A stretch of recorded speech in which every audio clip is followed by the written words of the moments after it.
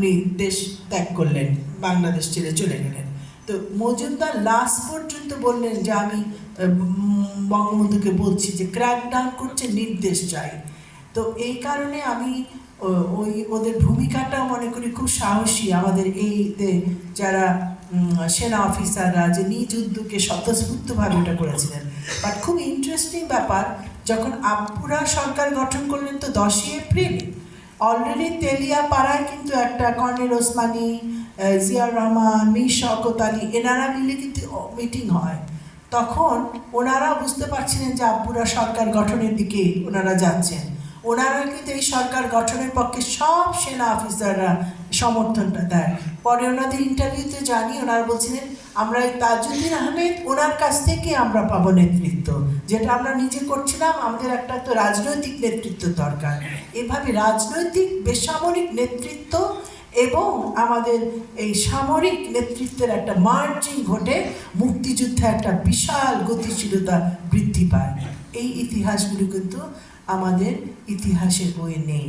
দুর্ভাগ্য যে 2019-এ বিলিয়া ইনস্টিটিউট থেকে মুক্তিযুদ্ধ সম্পর্কে আমাদের ছেলেমেয়েরা কি জানে ওটার জন্য একটা কিন্তু সার্ভে হয়েছিল।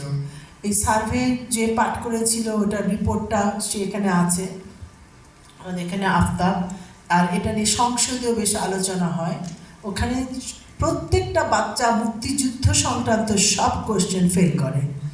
এটা মিডল স্কুল থেকে জুনিয়র হাই পর্যন্ত। বলা হয়েছিল বলেন তো 4 জাতীয় নেতা বলো তো কারা, বলেছে জেনারেল এরশাদ, জিয়া রহমান, খালেদা জিয়া, শেখ হাসিনা। তা বলছে যে মুক্তিযুদ্ধের বলো তো যে কে ছিল কমান্ডার ইন চিফ, বলে খন্দকার মোশতাক আহমেদ। তারপরে বলেছে যে রাজাকার মুক্তিযোদ্ধা কি পার্থক্য, বলে ওরা একই। এবং এগুলো পুরাপুরি ডাটাবেস এই সার্ভেটা নিয়ে এটা। এরপরে আমরা শিক্ষামন্ত্রীকে আমন্ত্রণ জানালাম, উনি বোধহয় এম্বারাসড, ওনার সচিব পাঠিয়ে দিলেন। উনি বলে হ্যাঁ হ্যাঁ এগুলি ঢোকানো হবে ইত্যাদি ইত্যাদি, কিছুই হয়নি। যেটা সোহেল বলল যে এমনকি জেল হত্যার দিনে এনারা কে ছিলেন, যার জাতীয়তা, কীভাবে যুদ্ধটা পরিচালনা করলেন, ওটা নিয়ে কিন্তু কোনোদিনও ওভাবে কোনো উদ্যোগ নেওয়া হয় নাই, ওনাদেরকে জানানোর চেষ্টা হয় নাই। এমনকি আমি প্রত্যেক স্কুলে গেছি, বলতাম যে এখানে দেখো শিশু রাসেল, একটা নিষ্পাপ বাচ্চা মেরে ফেলা হলো, হত্যা করা হলো। আমি সে একটা নিষ্পাপ ছেলে, কিন্তু তার তো জাতীয় অবদান ছিল না। কিন্তু প্রত্যেকটা স্কুলে রাসেল কর্নার এখন ওই ধরেন এটাকে কম্পালসারি গত 2 বছর ধরে। রাসেল কর্নারের বদলে যদি কিশোর মুক্তিযোদ্ধা কর্নার করা হতো, বীরাঙ্গনা কর্নার করা হতো। কারণ যেই ছেলেটা লাঙ্গল নিয়ে হাল চাষ করতো তার হাতেই কিন্তু অস্ত্র, সে তো সব ছেলে আমাদের দেশটার জন্য রক্ত ঝরালো, তার তো আমরা মূল্যায়ন করতে পারলাম না। তাহলে তখন সবাই মুক্তিযুদ্ধটাকে ওন করতো। আজকের অনেক বাচ্চারা মুক্তিযুদ্ধের নামই শুনতে পারে না। আমাকে তরুণরা বলেছে, এমনকি আমি জিজ্ঞেস করেছিলাম যে আপনারা 7ই মার্চের এটা নিয়ে কি তোমাদের চিন্তা, বললো যে আমাকে বললো যে আপা 7ই মার্চ কি ওই যে যেখানে শেখ পরিবার, শেখ সাহেব, ওই নামটাই আমাদের প্রজন্ম পছন্দ করে না। এটা কিন্তু একটু মার্ক করতে হবে। এরা তো এটা এমন না যে এরা যারা বলছে তারা মানে মুক্তিযুদ্ধ বিরোধী শক্তির প্রতিনিধি, তা না। এরা বলছে আমরা ওই পরিবারের নামটাই আমরা নিতে পারছি না। কিন্তু কেন? এটার ফলে কি যে আরেক দল বলছে মাই গড এটা তো মুক্তিযুদ্ধের বিরুদ্ধে কথা বলছে, তা না, ওদেরকে তো মুক্তিযুদ্ধটা জানতেই দেওয়া হয়নি, তাহলে ওন করবে কিভাবে? তা আজকে আমরা যদি মুক্তিযুদ্ধের পর্বটাকে খোলাসা করে দিই, ওরা খুব প্রাউড হবে। আমরা যখন ডকুমেন্টারিটা বানাচ্ছিলাম মুক্তিযুদ্ধের, আমি তো জানতামও না যে আমাদের সাথে আপনার জেনারেল নেভাল কমোডর ওয়াহেদ, ওনার সাথে দেখা হলো, আরও অনেক নেভাল কমোডর, ওনাদের বয়স তখন 18, 19, 25 এরকম বয়স।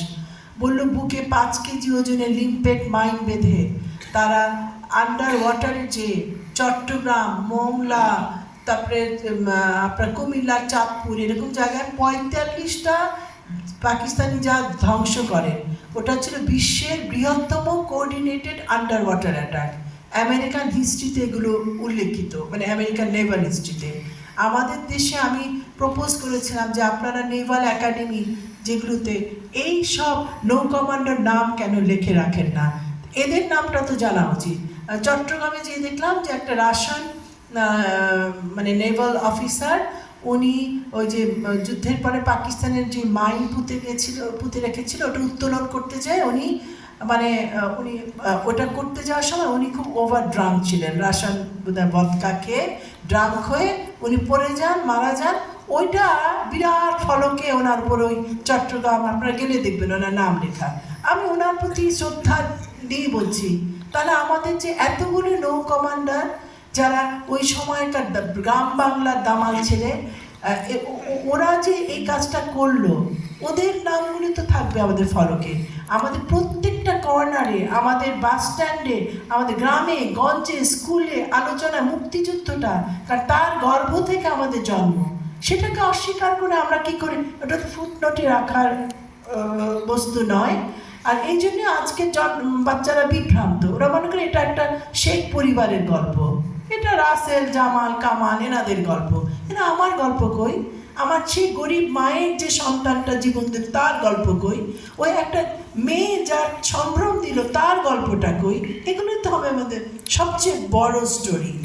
আর আর ওখানে ধরেন মুক্তিযুদ্ধের সময় আমার বাবা ওটাই চেষ্টা করেছিলেন। মানে আমি পরে আপনার কথা যেটা রাখবো, যে জায়গাটা পড়বো, যেটা যে জনতার জনগণের যুদ্ধ ছিল। Thank you.